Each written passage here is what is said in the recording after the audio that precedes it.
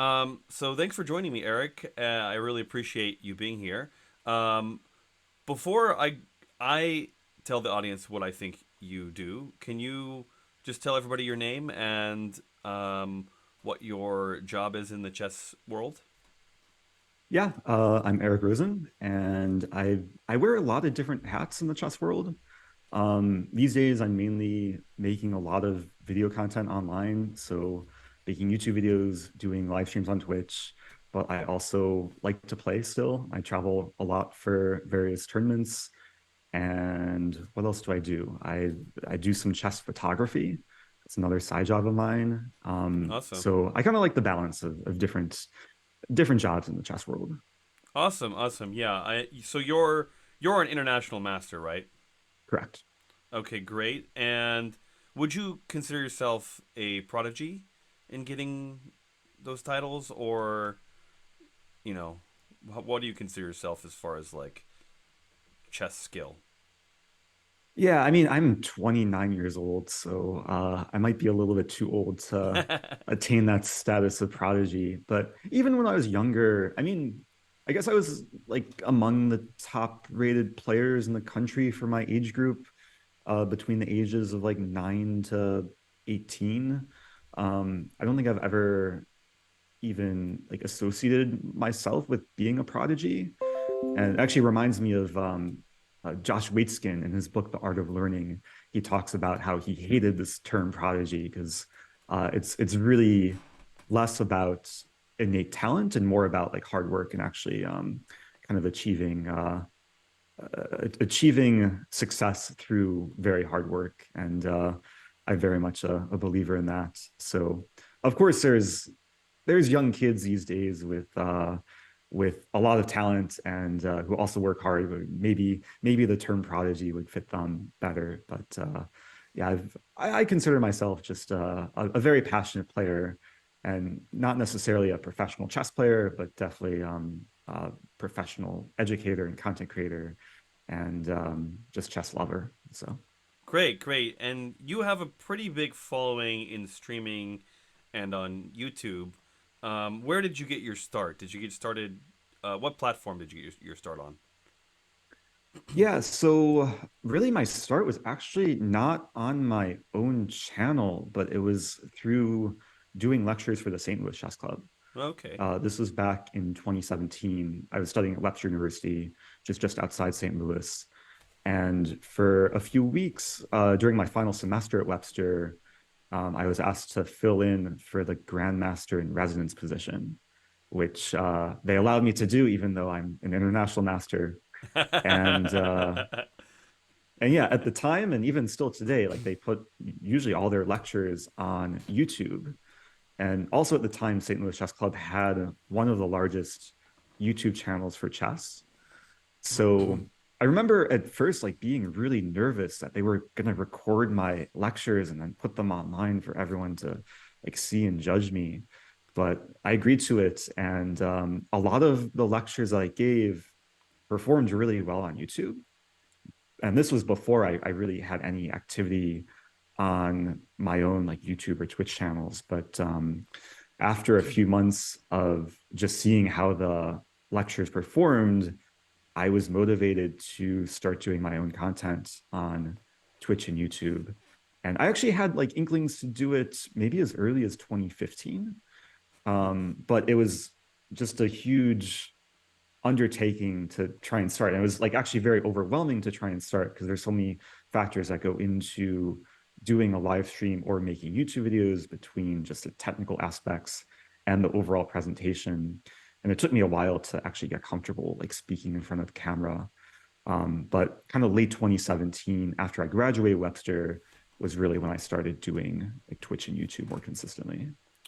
Well, that's really interesting. You have a super clear style of presentation.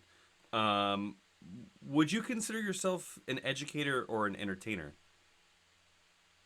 I like to try and find a balance. I found that sometimes when you're trying to educate, especially younger viewers or younger students, it really helps to make things interesting and entertaining.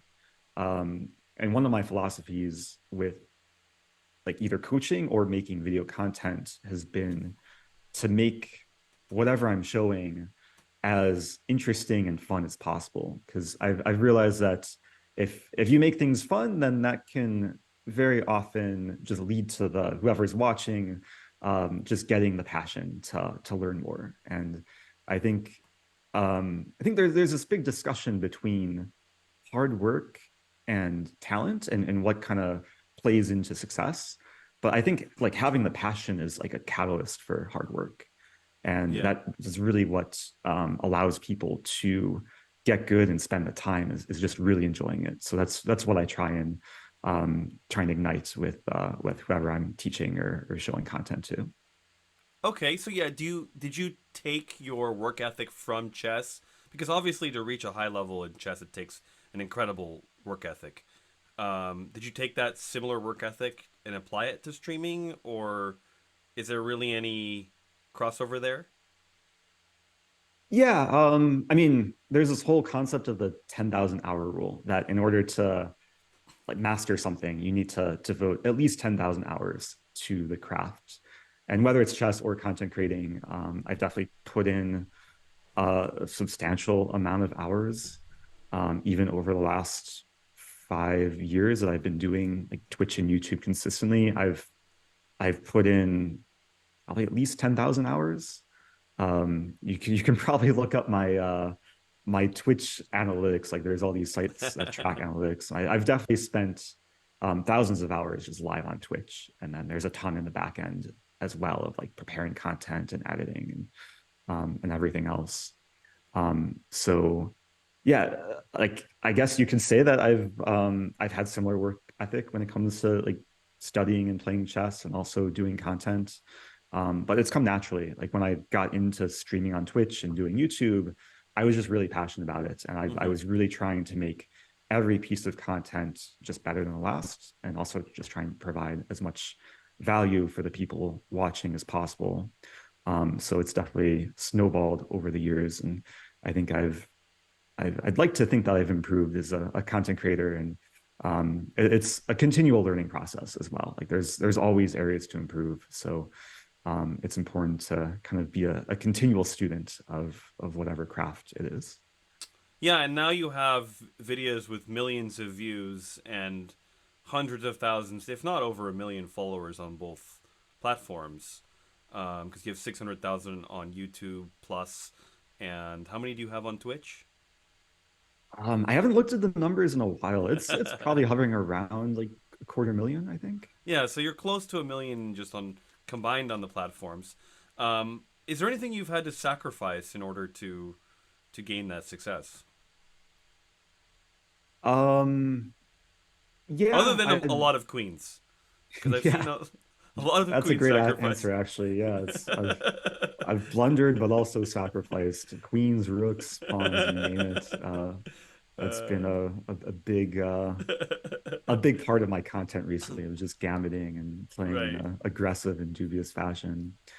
But yeah, it's one of the I guess hurdles of being a content creator is just finding the balance between doing work and then having a life outside of all the work that I'm doing, and just finding time to be healthy and exercise and sleep, eat well, socialize.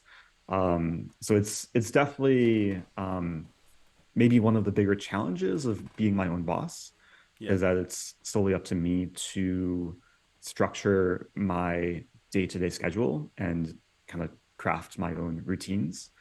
And it's especially difficult during the pandemic when it's very hard to have a balance, like a life balance outside of doing work, because I was basically locked in the whole time and wasn't easy to travel.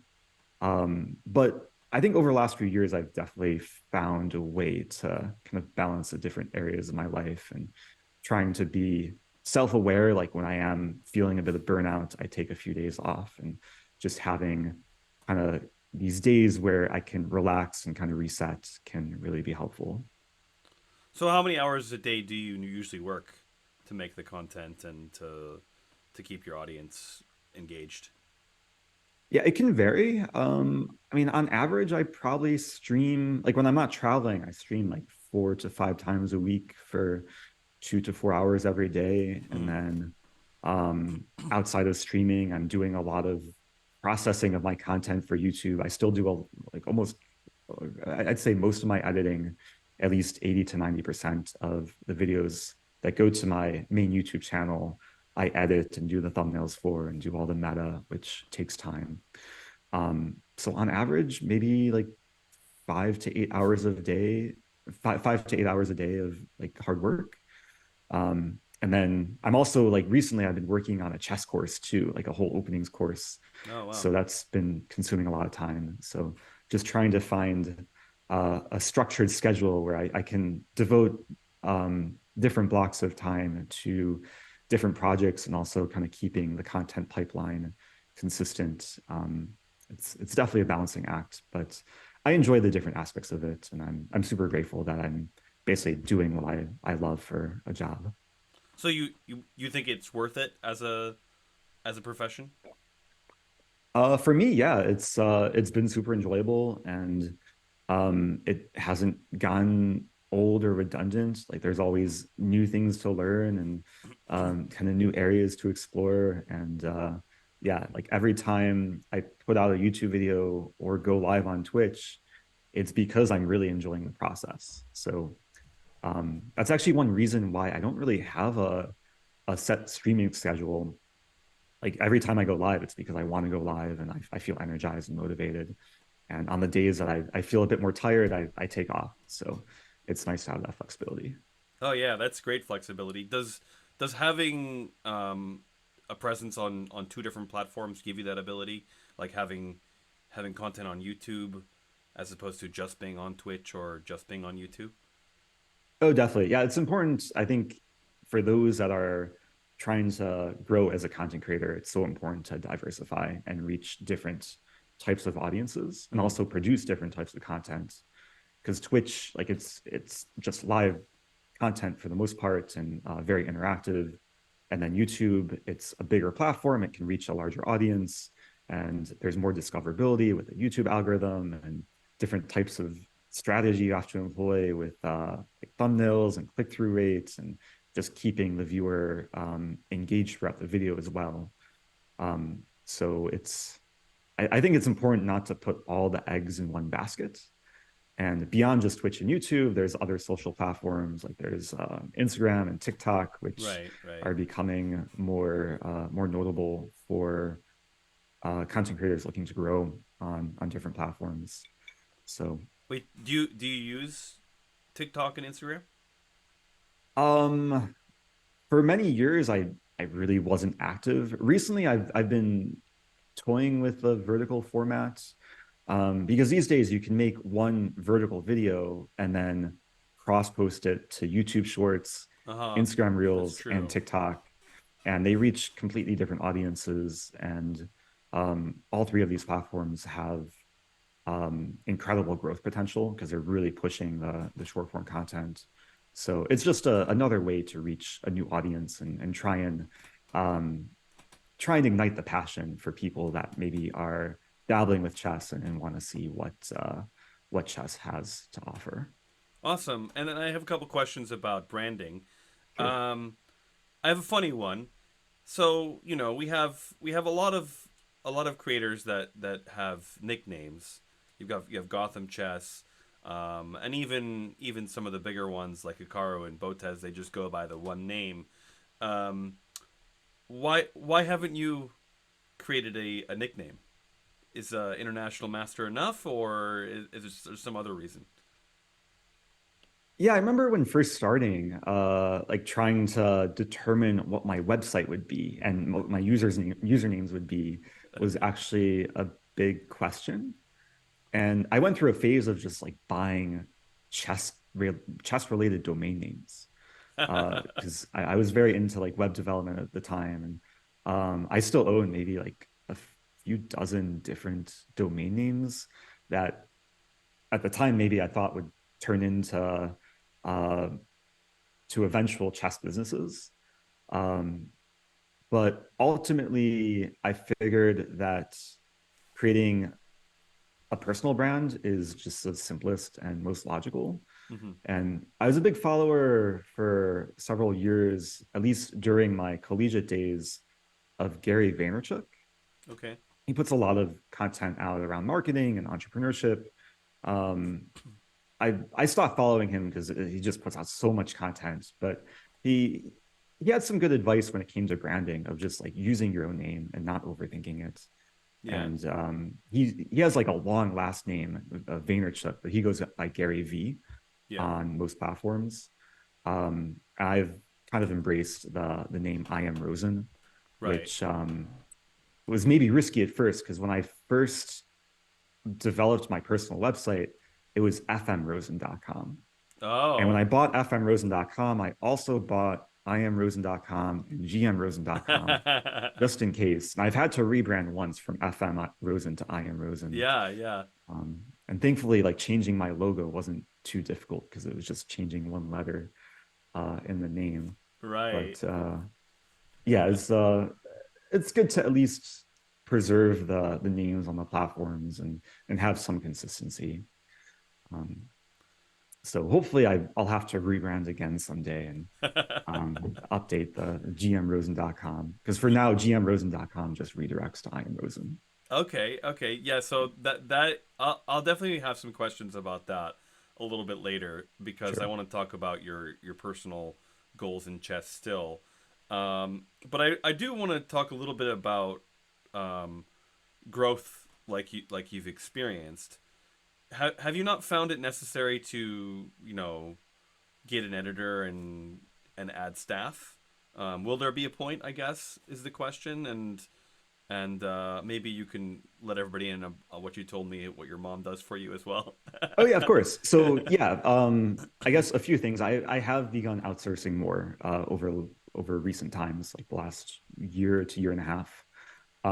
I've hired my mom to basically be my main assistant, and she helps with a lot in the back end with managing my emails and bookkeeping and taxes. And she also does a majority of my extra channel on YouTube. So even though I still do most of my main channel, she still processes like my full Twitch streams and then basically repurposes them for it's called Eric Rosen Extra on YouTube. Oh, And that one has been actually doing quite well. Like there's a good segment of the audience that appreciates the long form content. wow. And yeah, I've been looking to the analytics over the last week, and like the average watch time across the videos is like 40 to 50 minutes, That's which I've incredible. never seen before, at least with my like main channel. Um, because normally my videos are like less than 30 minutes. Um, so yeah, it's nice to see. But then I also have an editor, Jonathan Schrantz, who does more elaborate edits Hmm. for certain videos, and he's amazing. He also has his a couple of his own YouTube channels, and he streams on Twitch. And for a while, he was one of the main video people at St. Louis Chess Club, but now he's kind of just doing his own freelance. And yeah, any project I send him, he does really well. He has a very good sense for just the fast paced video editing and very good taste. So he's been very good to work with. Awesome. And what would you say is the most interesting thing about being a streamer and content creator? Most interesting thing. I mean, for one, it's a job that didn't really exist like 10 to 15 years ago. Like, Yeah. if someone had told me that I was gonna make YouTube videos for a living, I would have not believed it. For one, because like 10 years ago, I was like terrified of public speaking.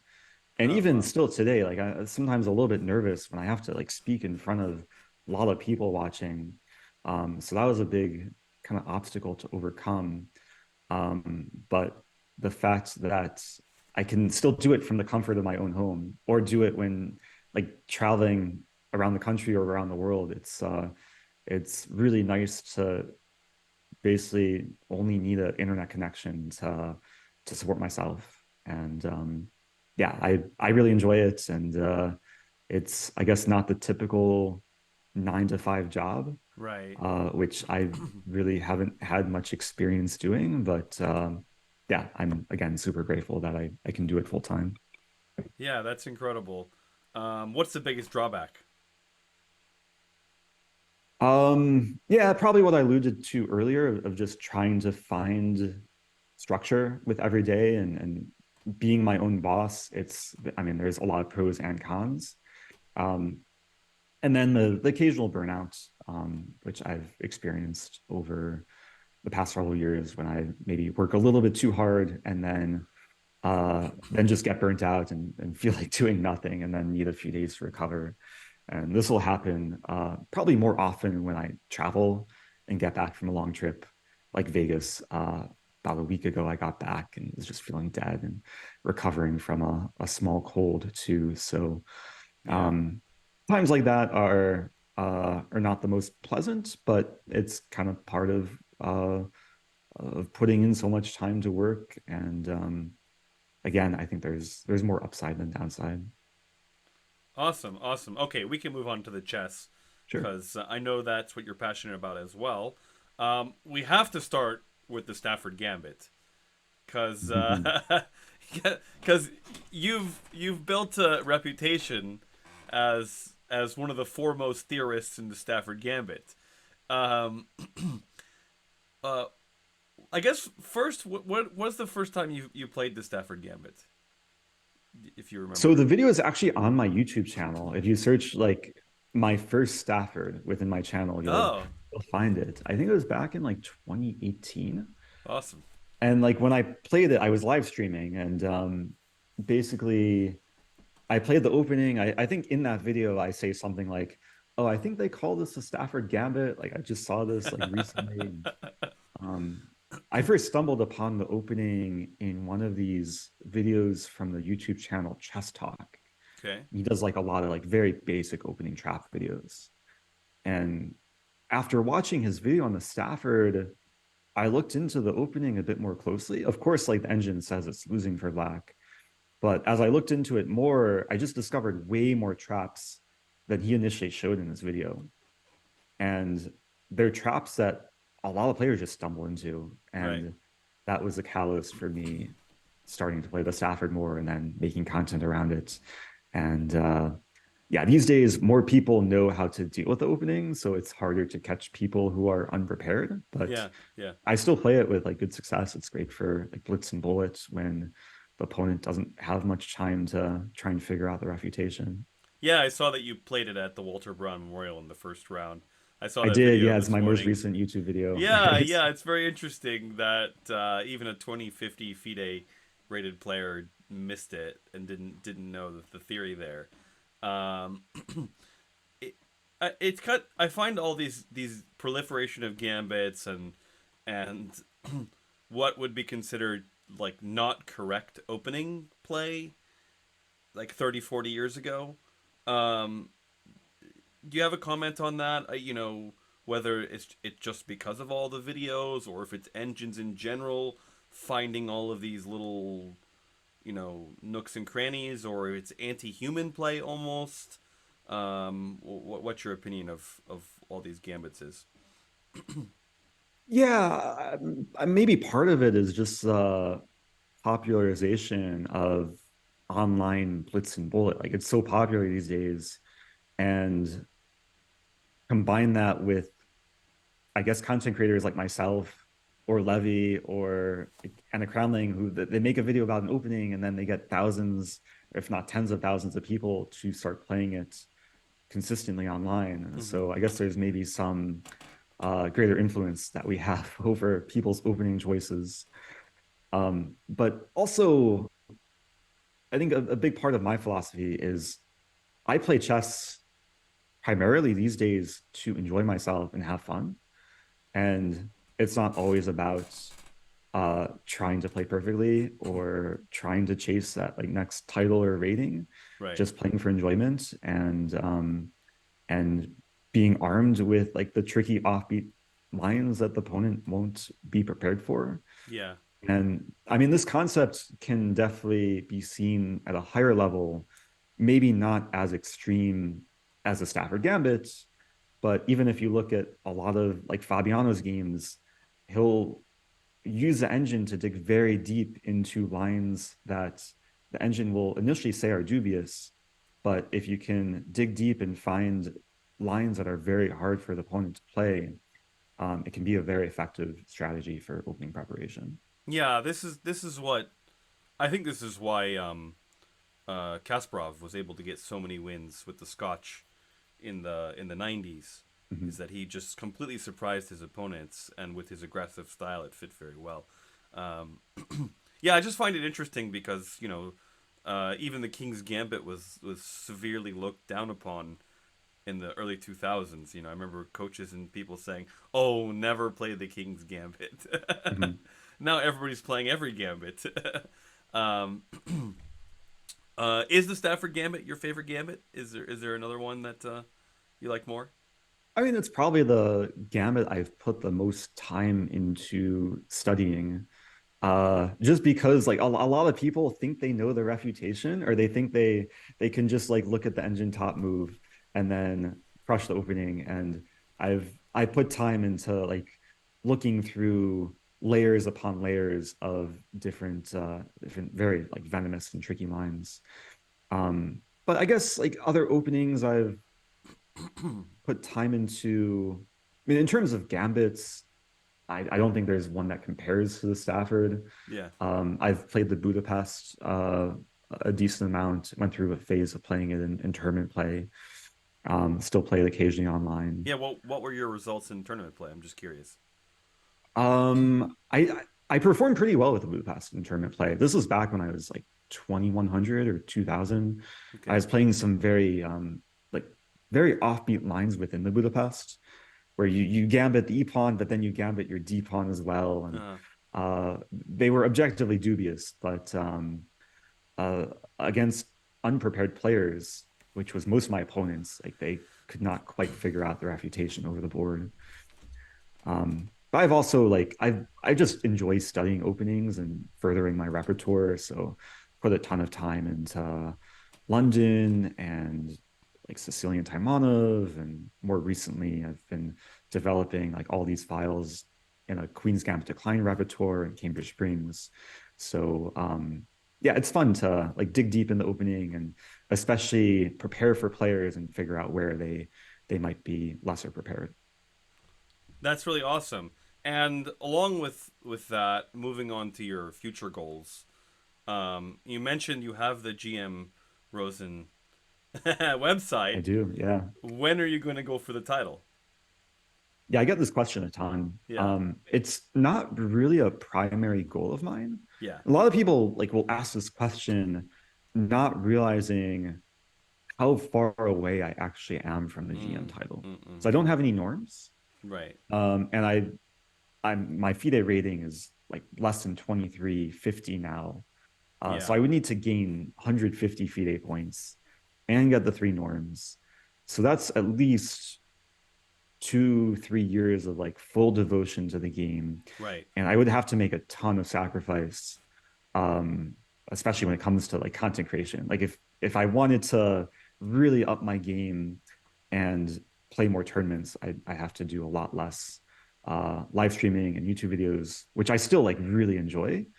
So I've made the conscious decision to prioritize content over actually like serious playing and study. But Yeah. that's not to say I still really enjoy the occasional high level tournaments where I can travel to cool places and play some high level chess and um, get to play very strong players. Like recently in Vegas, and still like these occasional tournaments I feel like make me a better player. So I'm more interested in just enjoying myself and learning rather than trying to chase any specific rating or title goals. Is there a part of you that wants it in the future, or is it just depends on what happens in the future? Yeah, of course it would be nice, but again, like in order, like realistically, in order to get it, it would take a ton of sacrifice Yeah, yeah. and also a ton of stress too. Like playing these high level tournaments are just super exhausting. And I can only, I think I can only handle so many tournaments a year. I think I've played now 3 classical tournaments this year, and generally before and after each tournament, it's just it's I mean, leading up to a tournament, it's just a lot of preparation. During the tournament, Right, right. it's basically giving it my all, and then after the tournament, I need usually at least a week to like recover from it. So um, I'm trying to be realistic and self-aware and pace myself and really focus on the things that I enjoy and but also keep variety as well. Excellent, excellent. There's one more question about streaming that I have before we talk about your early life. Sure. Um, without giving I don't, obviously I don't want to probe into your finances, but I do want for people that are thinking about getting into streaming.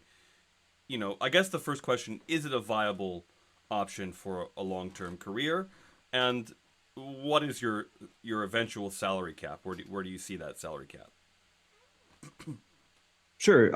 I guess to answer the first question, I wouldn't recommend for someone to like quit their full-time job and go all into streaming, especially trying to build an audience from scratch. Yeah, Like it takes a lot of consistency and upfront effort to see any return. yeah, And like the first year to year and a half of doing consistent like Twitch and YouTube content, if you calculated the hours I worked and the money I got from it, I was probably making well below minimum wage. right, right, But I was passionate about it, and that's basically what allowed me to keep going. Like I was not doing it for the money.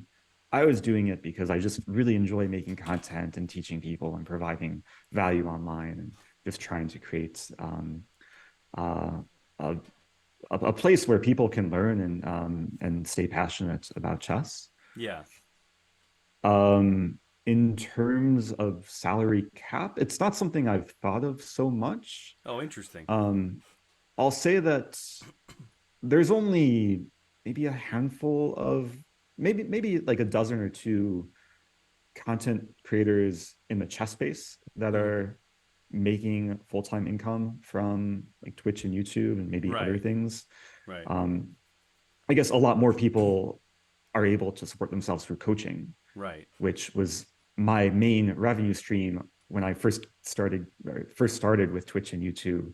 Okay. I was making most of my money through coaching, and then eventually I saw that Twitch and YouTube was more profitable and more scalable than like one-on-one coaching. So Right, right. that allowed me to pivot. But for a lot of people, it's hard to just make income through making content because you really need a large audience and you need to have that kind of sense of business strategy too. Um, but the space has definitely grown, and the demand for chess content, especially in the last couple of years, has grown tremendously. So it's it is a great time to be a chess content creator. Yeah. And I think for me, I'm more I guess I'm more focused on trying to keep things interesting for myself.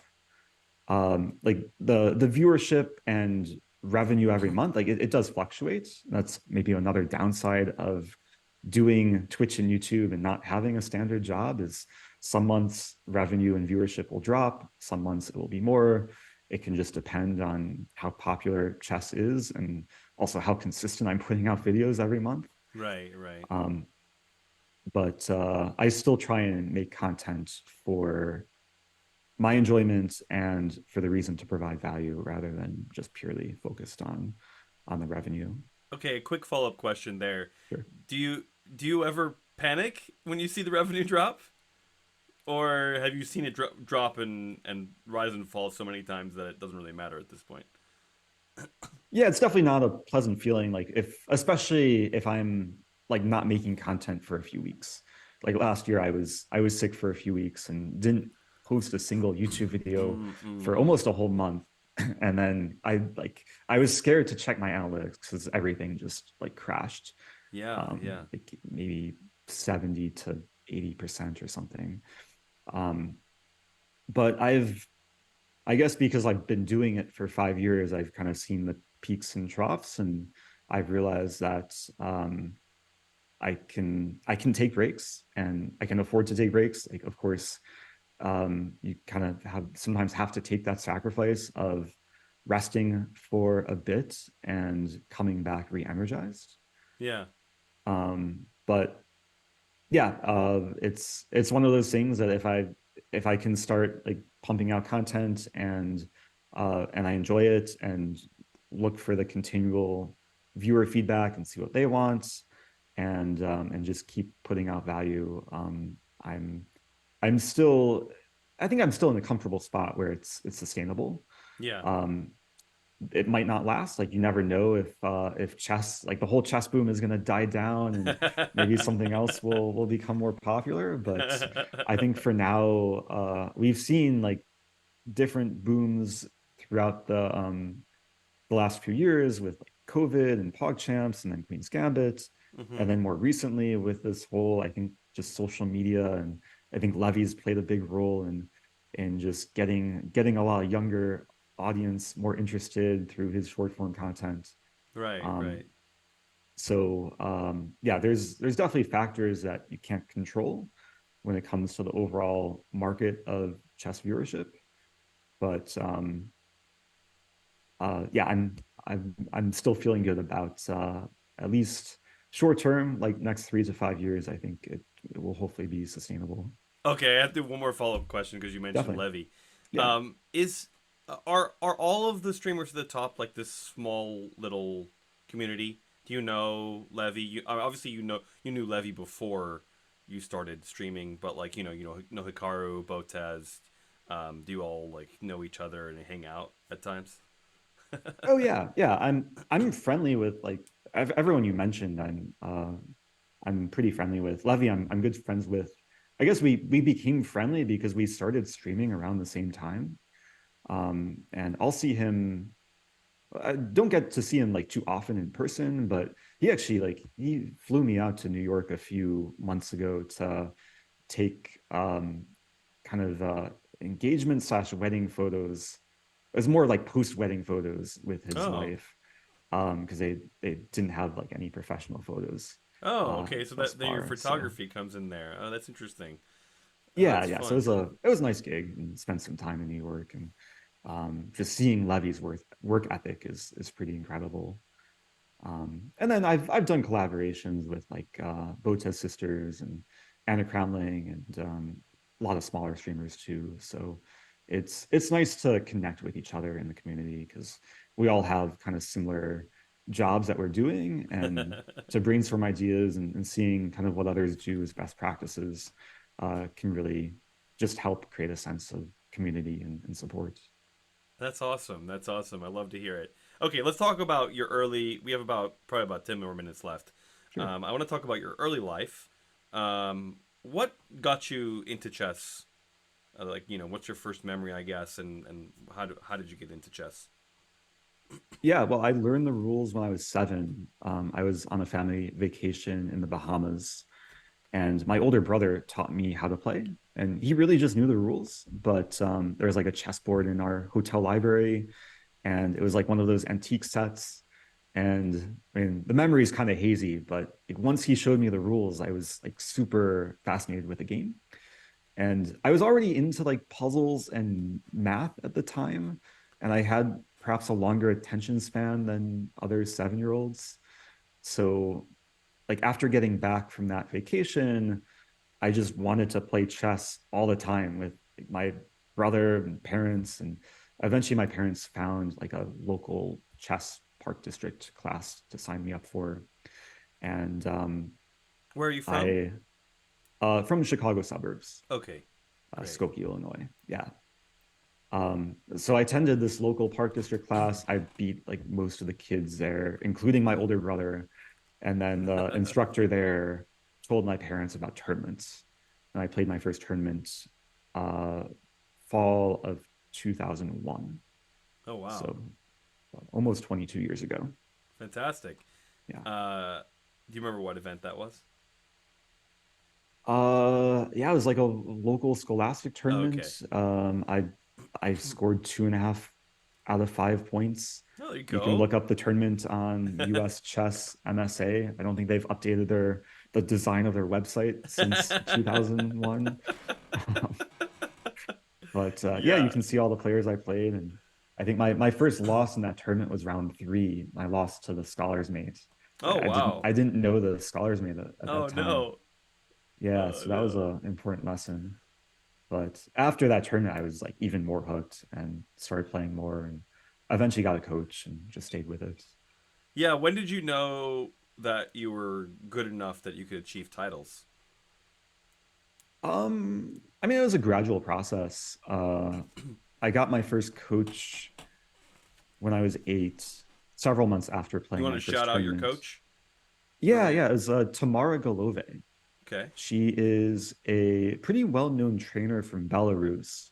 She moved to Chicago maybe a year or two before I started working with her. And she's a childhood coach of Grandmaster Boris Gelfand and Wow. Yuri Shulman. Wow. So she has a pretty good track record with a lot Yeah, of students. definitely.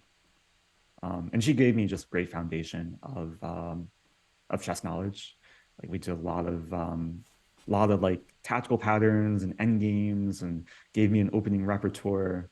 This is before using ChessBase. She just had like a notebook. She would write down all my opening lines. And yeah, worked with her basically up until I was rated maybe 16 to 1700. And yeah, I guess there's different aspects of my early chess days I could dive into. At age 9, I won the third grade Illinois State Championship. Wow. So that was a big kind of motivation booster. Yeah.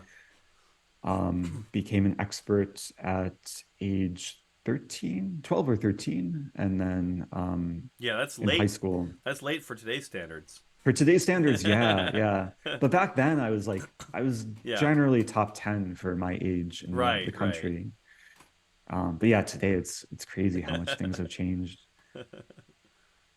And then in high school, I won the 2011 K-12 national championship. Wow. That's Um, fantastic.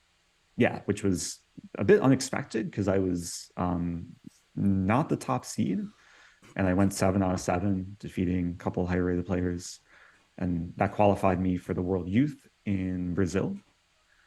Um, and by that time, I was like 2,400 US chess, and I had gotten the FM title, and Brazil was my only World Youth Championship I played as a U18 World Championship. And that tournament, I got my first IM norm. So that was kind of Wow. the beginning of trying to achieve the IM title. So would you say chess has really opened up some doors for you? Oh yeah, definitely. I mean, in terms of like travel and meeting people and just my overall career too. Yeah. That's amazing. Um, and when did you become an IM? 2015. This was actually I was studying at University of Illinois for a couple years, and I took a gap semester, ended up transferring to Webster University fall 2015. But basically the like late winter and spring of 2015, I just spent studying a ton of chess and traveling for tournaments. And over the span of like 3 tournaments, I gained 100 points and got 2 IM norms. My final IM norm Wow. being actually, I got my third IM norm in the Philly Open, and then my fourth IM norm in the Chicago Open You're 2015. fourth. And so just as a cushion basically, and with the Chicago Open performance, that boosted my rating over 2,400. That's kind of unique that you got your IM norms in open tournaments. Why do you think that is? Yeah, so I mean, I was super fortunate in Brazil because that was like a section of about 100 players, Right, right. and there were only 2 GMs. I think there was one WGM and an IM. And I managed to play the 2 GMs and IM, so that was just enough players to fulfill the requirements. Right, right. I did get one of my norms in a 10-player invitational. this was back in like 2013 maybe. Um, and then I mean Philly and Chicago were also open tournaments. And I guess one thing I didn't mention was I had a lot of close misses with IM norms. I see. Like there were a bunch of tournaments where I was within like a rating point of performance rating to get the norm, and I like had just barely missed it. 1 point Or at least or one two? tournament. Yeah, it was Wow. the New York International 2012. I defeated the highest rated player I've ever been in a FIDE tournament. It was Ivana Savage. And I was on pace for a norm throughout the tournament. And before the last round, the tournament directors told me I needed a draw. Believe believe this was the case. I assumed I needed a draw to clinch the norm. Yeah. I drew, and then it was only after I drew I found out that the norm uh, wasn't valid because I was off by like a fraction or a few Oh rating points man. or something. So it was a heartbreak, but um, this is very common when it comes to chasing the title. Like you're gonna have close misses. It's kind of the nature of seeking norms, and you really just have to put the work in and be consistent and trust the Yeah. process. Yeah, and were there a lot of round robin norm events then when you were getting your title? Yeah, so there was an organizer, he sadly passed away in 2016. It was Hmm. Savan Meridian. Hmm. Maybe you know the name, but Yeah, I he did. I ran like a actually did my FIDE test right before he. oh no, okay. Yeah. Yeah, he ran a lot of events in the Chicago area. They were super Okay. accessible and brought in a ton of title players, and it was a great opportunity to get norms without having to travel overseas. Yeah. So yeah, without his events, I don't know if I would be in IM today. Well, that's excellent. Okay, just a quick fun questions then, to wrap up. Um, well, actually, one is more serious. What is your greatest accomplishment in chess to date? Ooh.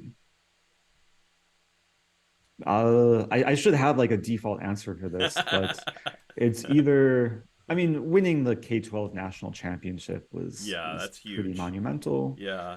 I've beaten Magnus Carlsen a few times in some Oh, online bullet games. there you go. So that That's a was big fun. claim to fame, honestly. Yeah. I mean, the first time I played him, I beat him, and he was playing anonymously. So I didn't know I was playing him until after the game. Wow. It was one of these Lee Chess title arenas. You should have just not Um, played him again. Then you would have a perfect record. well, for at least a couple years, I had a plus score against him because I beat him that game, and I beat him in like a 960 game. But That's we've played more times since, and now the score is I think like 2-5 or 2-6 in his favor. So as it should be. yeah, Okay. Who's your favorite chess player? that's a good question. That's another question I always struggle to answer because Hmm. it's hard to pick favorites. Yeah, you can give Um, a range. You can give a couple if you want. No big deal. I mean, I'll say that like these days, the GM I actually really enjoy watching games from. Also, who's doing a ton of content on YouTube and through his podcast is Fabiano Caruana. Okay. Great. Um, because the C Squared podcast is just such a good resource for getting insights into like his top level preparation Yeah. and also Yeah. like what's going on in the chess world. And I think for many years, like he used to be a bit more reserved and Right. didn't really like to um, put himself out there. But more recently, like he's, I mean, um, super eloquent with the way he just discusses high level Mm-hmm. opening prep or like what goes through his mind in these like difficult calculations. And Sure. it's an amazing resource for someone like me to see what the next level is like. That's awesome. Okay, and then one last fun one. What is your favorite chess piece? This is another one I struggle with. I usually say the pawn because it can promote into whatever I want. That's But it fine. That's what also I say. yeah, it also depends on the position. I Yeah. mean, Yeah. there's Yeah. cases where I really like my queen, but sometimes I have to give it away. Oh yeah, yeah, and And where, if fans are interested in getting any of your merchandise, where can they go? Oh yeah, it's just shop.iamrosen.com. That's also linked from all my social media channels. So YouTube descriptions, you'll find it, or Twitch, there's a merch command. So Okay, I always yeah, lie. I always lie when I say it's the last question. no Who worries. came up with the "Oh No, My Queen" design and idea to use it on your merch? Because it's really interesting. Oh yeah, so I guess the reason why I started a merch store was because people were asking for me to make Oh No My Queen merch. And it was originally just like a YouTube clip where I was playing someone who I thought might be watching my stream. Because there's this whole concept when you're streaming live on Twitch, people can tune in and hear your thoughts, Yeah, and yeah, then they'll try and stream snipe and right. take advantage of anything that you reveal in your thought process. So it was basically a way for me to reverse stream snipe and bait my opponent into taking a queen that is poisonous, and then I just checkmate them. And there were actually a handful of like YouTube clips where I say like, "Oh no, my queen," and then they take it, and then I checkmate them.